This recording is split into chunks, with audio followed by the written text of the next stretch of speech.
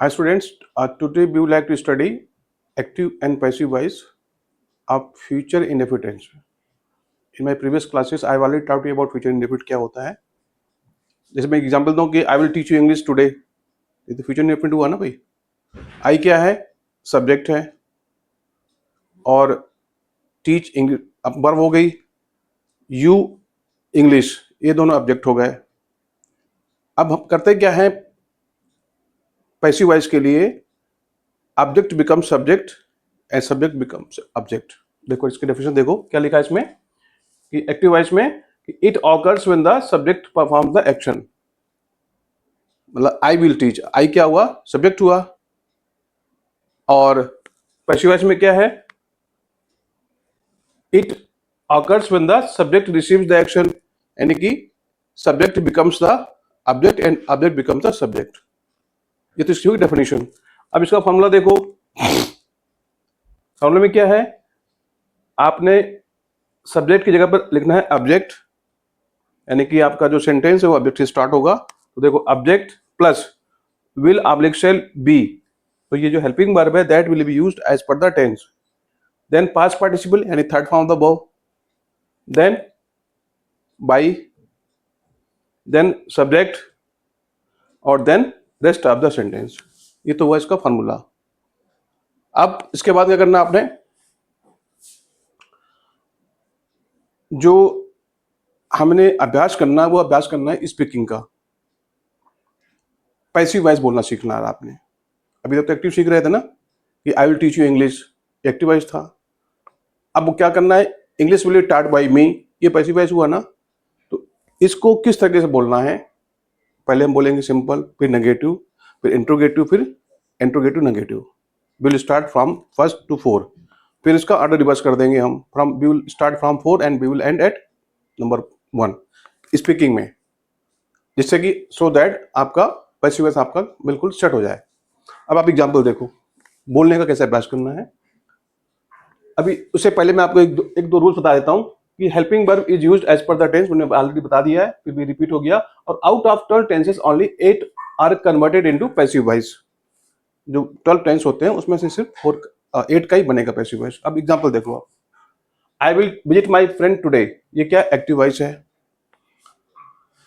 अब इसका passive voice बनाइए आप, तो क्या बनेगा? My friend will be visited by me today, passive voice बन गया. इसका नेगेटिव क्या होगा? My friend won't be visited by me today. Interrogative will my friend be visited by me today, और interrogative negative won't my friend be visited by me today. ठीक है, ये आपने फर्स्ट टू 4 बोलना है. फिर अब आपने ऑर्डर को रिवर्स करो. Won't my friend be visited by me today, will my friend be visited by me today, my friend won't be visited by me today, और my friend will be visited by me today.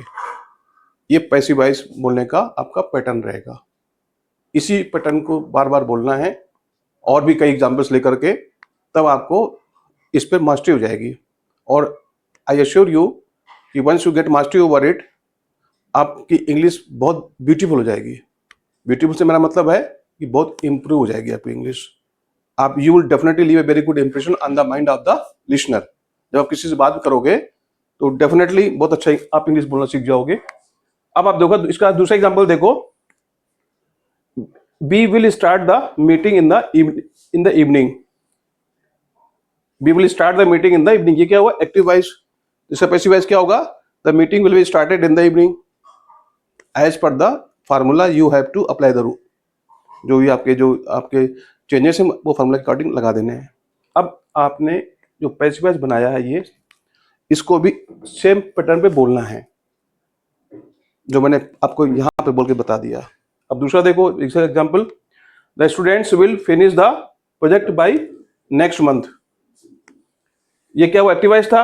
अब इसका passive voice क्या बनेगा? The project will be finished by the students by next month. Object subject की जगह पर और subject object की जगह पर, सिंपल रूल. और थर्ड फॉर्म द वर्ब लगा देना है. बाय के बाद आपने सेंटेंस पूरा कर देना है. जो बाय लगाती है प्रीपोजिशन, जो मैंने यहाँ पर आपको क्लियर किया है.